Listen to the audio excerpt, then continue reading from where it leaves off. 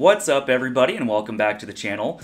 My name is Mountaineer Matt, and normally you would find me out on the river, or you'd find me up on the hillside detecting for gold, or you'd even find me out backpacking. But today I'm doing something a little bit different. I'm going to be comparing both the Gold Monster 1000 as well as the Equinox 800 when it comes to detecting for gold. So that includes nuggets, pickers, and even small flakes. Now, I have found gold with the Gold Monster 1000 before. I've found gold up to about a quarter gram, but I've also even found flakes that are smaller than some of the stuff that I find when I'm out panning. So I do know this machine, and I know that it performs really well when it comes to finding gold. However, it doesn't have any identification other than that it's either gold or iron, or you could say ferrous, non-ferrous. Now with the Equinox 800, I've used this machine a lot for coin and relic hunting, which it does a great job at, and this machine does also have a gold setting on it that can be used for finding gold, where it will actually give you an ID on the machine rather than just gold or iron. It'll actually give you a number. So what I'm going to do today is do a little bit of a controlled experiment to see how both of these machines react to different sizes of gold, what the monitor looks like as far as what it's showing us when we put gold in front of both of these machines. And I'm also going to go ahead and put some of the trash that we would commonly find when we're out detecting for gold, like nails, pull tabs, a lot of lead. And once we've gathered this information, we'll hopefully be able to take it out in the field in the future and use that information to know what it is that we're looking for when we're using both of these machines to find gold. So just a quick explanation on how I've got these set up. I've got them taken apart so we can see both the monitor and the coil in the same shot, so we can see the signals that we're getting as we're swinging the objects in front of the coils.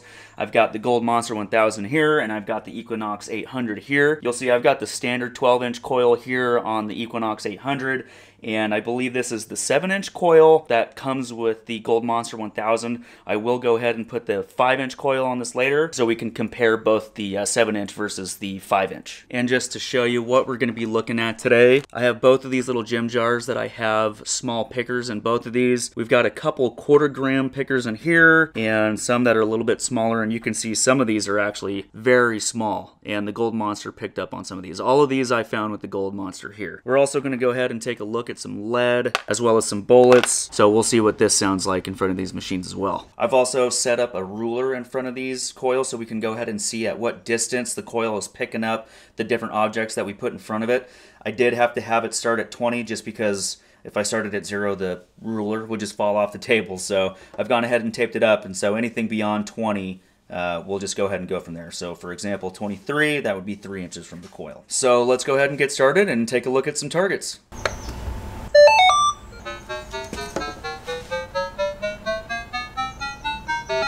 Alright, so I've gone ahead and noise canceled the Equinox 800, so that way we're not getting any interference from any noise in the area. You can hear it still making a little bit of noise. That's just because in gold mode, this machine is at a very sensitive setting. So let's go ahead and put some targets in front of here. The first piece we're going to start with is this little piece here. This is I believe a quarter-gram little picker that I found. So let's put this in front of the machine. I'm just going to go ahead and swing it left and right till we start hearing a signal.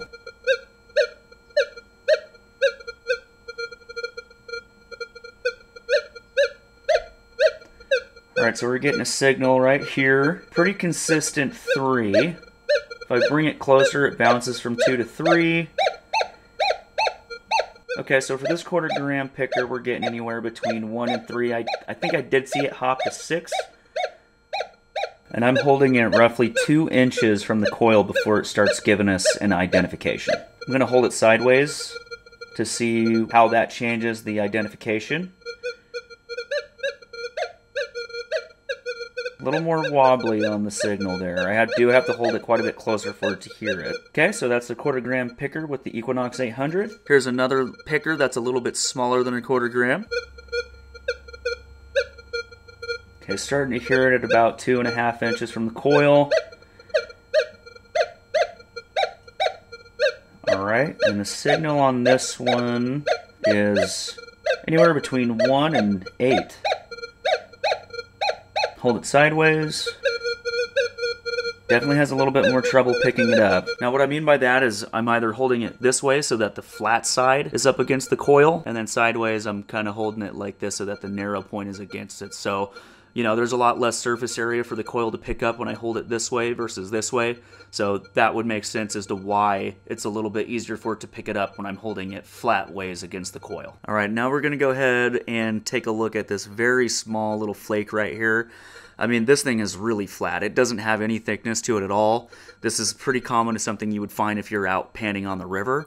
So I'm definitely interested to see how the Equinox 800 picks this up, because I did actually find this with the Gold Monster 1000. Let's take a look. Alright, so I'm less than half an inch in front of this coil. We're hearing it, but we're not getting a signal. Okay, we just got our first signal. It's a 2. If I put it right in front of the coil, it gives us a signal. We got a 1, 12, 5. Okay, I'm going to hold it sideways. And nothing. Which doesn't surprise me. This thing's paper thin, so not surprised there. Okay, now I'm going to go ahead and try a different piece of gold that I've found in Northern California on a different stretch of river, just to see how this one reacts, because gold from different areas can sound different on the machine. Okay, we're actually starting to hear this one at about 3.5, 3 inches. No signal yet. All right. Started at an 8, we're getting a pretty consistent 6. So for this one, kind of anywhere between a 2 and a 9. Okay, so I've gone ahead and put the machine in Gold 2 mode. From my understanding, Gold 2 is if you're working in very highly mineralized ground. We'll go ahead and do them in the same order as we did for Gold Mode 1. So we'll start with this 1/4 gram piece here. Okay, so now I'm starting to hear it at about 3.5, 3 inches away, and it's already given us a signal. So again, kind of the 1, 2, we get a 5 and a 7. We'll go ahead and take a look at this piece now. Alright, so we're getting a signal around 3.5, 3, so it does seem like it's picking up the gold and giving us a signal a little bit deeper than we are seeing in Gold Mode 1. So pretty consistently jumping around between basically 0 and 10. Alright, let's go ahead and take a look at that paper thin piece that wasn't really getting picked up in Gold Mode 1. So, seems like I'm starting to hear it around 3/4 of an inch, which is a little bit further away than Gold Mode 1, but that's only by a 1/4 inch. I think it was a 1/2 inch when we were in Gold Mode 1 as far as distance from the coil, so it picks it up a little bit better, but it might have trouble with these really small pieces. And lastly, we'll go ahead and take a look at this piece here, which was from a different river, also in Northern California. Okay, we're getting a signal at almost 5 inches out from the coil. This one's staying closer to the 10 range, but it is dropping down to 6. There's 4. It does seem to do in kind of a pattern where it goes low, high, low. Can you listen to that? Boop, beep, boop. And I do want to try some of these other pieces here, swinging them all the way across the coil. So it does sound like we're kind of getting that low, high, low. Alright, I've gone ahead and put the machine back into Gold Mode 1. Now let's go ahead and take a look at some of the trash targets that we'd commonly find out in the field. Alright, so first thing we're going to look at is the infamous square nail. Let's go ahead and see what this rings up at. Now, one thing to remember is that in the Gold Mode, it does have iron discrimination on automatically. So that's why you're seeing that these lower numbers here are not being identified. So we'll notice that when I swing that in front of this machine. So it is ignoring most of the iron, but every once in a while we are getting a little bit of a signal, but it's doing a pretty good job at discriminating. But you can see already that it's kind of up towards the 18 mark there. But most of the numbers we're seeing are above 10, above 15 actually. So that's good to know. Another item we find in the field a lot is brass from 22s or any type of bullet round. Interesting. So it is kind of giving us the same signal that we were seeing with that gold. Based off the knowledge that I personally have with these machines, I would dig that, not knowing what it was. Because it does seem to be giving kind of the gold tone. Okay, so that was brass. Alright, since we're on brass, let's go ahead and look at a copper jacketed bullet. Another target I've found out with the Gold Monster. Okay, so right away it's giving us a signal that's quite a bit higher than what we were seeing with the gold. Pretty consistent too, kind of around the 18, 21, 20 area. All right, so this here is some bullet lead. You can kind of see the back of the bullet right there. This is just lead, and we see this out in the field all the time, and it'll often trick a lot of us metal detectors who are looking for gold because it normally will ring up sounding like gold. So let's go ahead and see what that looks like on the Equinox.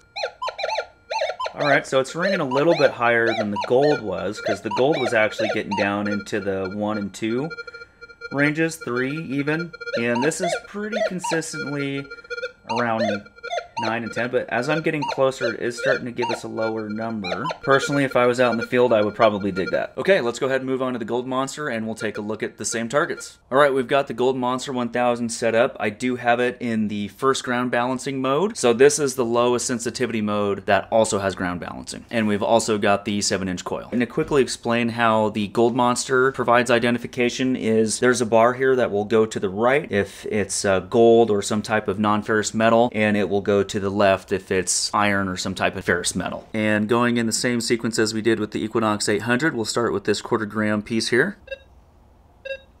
Alright, so we are starting to get a little bit of a signal at about 3 inches. Okay, and we are now getting identification at about 2.5 to 2 inches. Pretty consistently going to the gold side.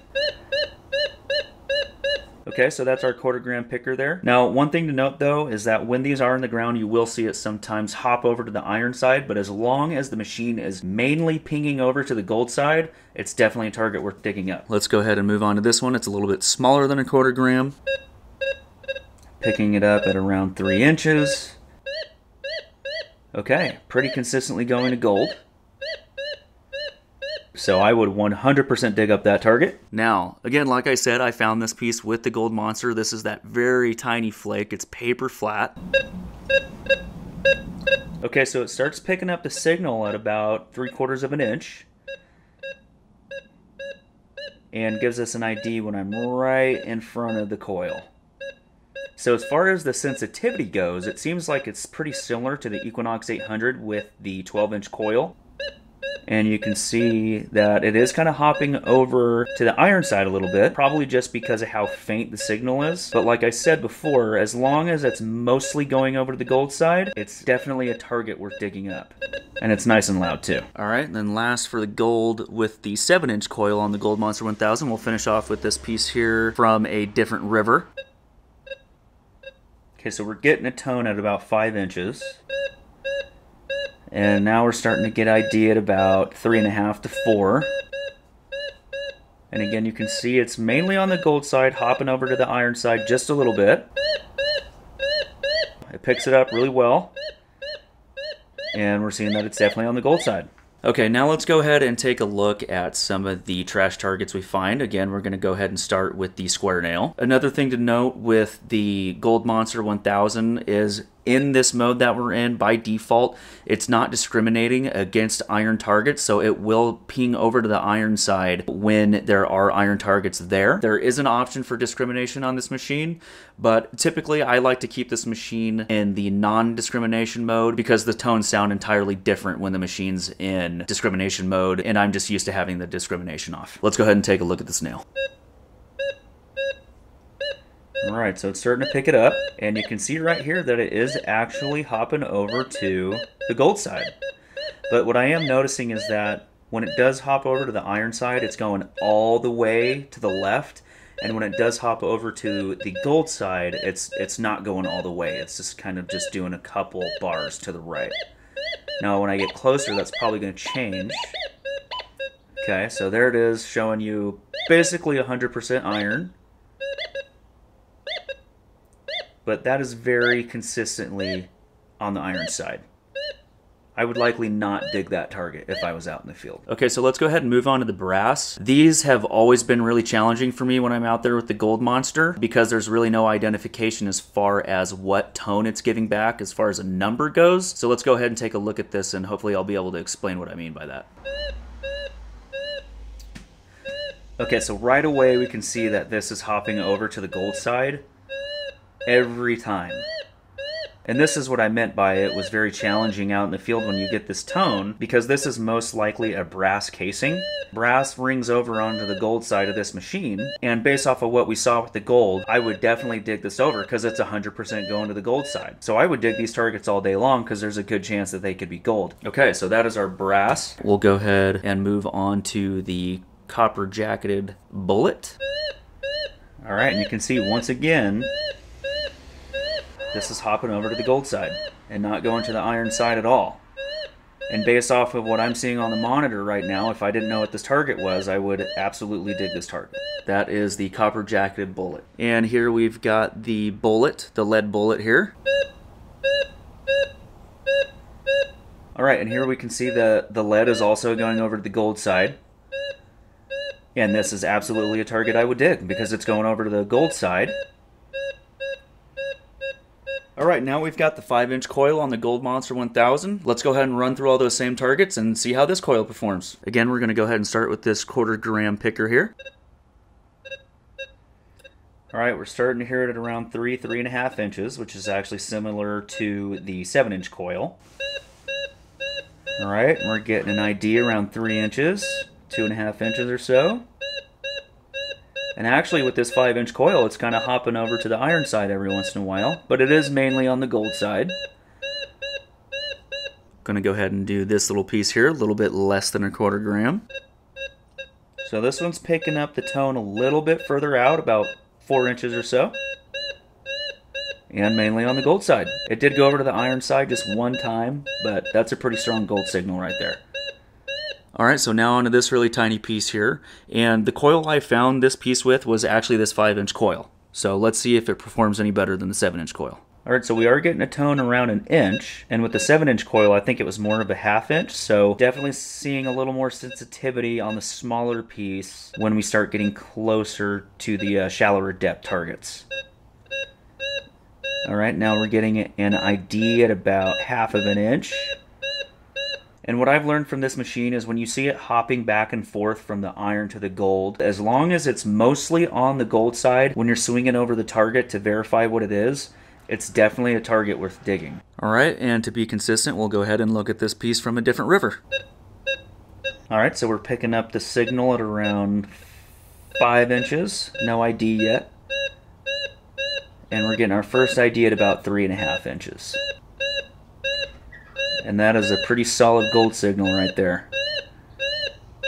Alright, so there you have it. As far as comparing the Gold Monster 1000 versus the Equinox 800, I would say these are both very efficient machines, and I would use either one of these machines. The advantage to the Gold Monster 1000 is that it's slightly more sensitive, and it's able to pick up those targets that you otherwise might not be able to find with the Equinox 800, although the downside is that the only identification you get is whether it's on the gold side or the non-gold side. But this is still a great machine for the price, and I will still be using this machine in the future. With the Equinox 800, you could see that we were able to get number identification on this machine, and we could see that some of the targets that we would dig with the Gold Monster 1000, we would actually be able to ignore with the Equinox 800. Another thing that's nice about the Equinox 800 when it comes to the gold is that we do know a range at which the gold does ring up. So if we start seeing those numbers on our machine when we're out in the field, we can get a pretty good idea that we might actually have some gold under the ground right there. This is definitely a pricier machine because it does have that identification, but this machine also is really good for relic hunting both in fields, parks, and on beaches. It actually has a mode for each one of those, including the gold mode. So if you're looking for a really good all-around machine, the Equinox 800 is definitely a great machine. Now, as far as the tests that we ran today, they were very controlled, and they do give us a good idea of what targets and signals we need to be looking for when we're out in the field, but there's really nothing that beats that field experience. So even if you do get one of these machines, we can still take the information that we learned today, but I will still be digging targets out in the field just to verify the findings that I discovered today when we were here doing this comparison. So I hope you learned something from this video. I know that I did. I'm really excited to take this information out in the field and compare it to what I find out there. If you do know anything about these machines or have some additional wisdom to share, please get down in the comments and be sure to share it with us. So if you enjoyed this video, please consider subscribing and liking, and until the next adventure, I'm out. Boop.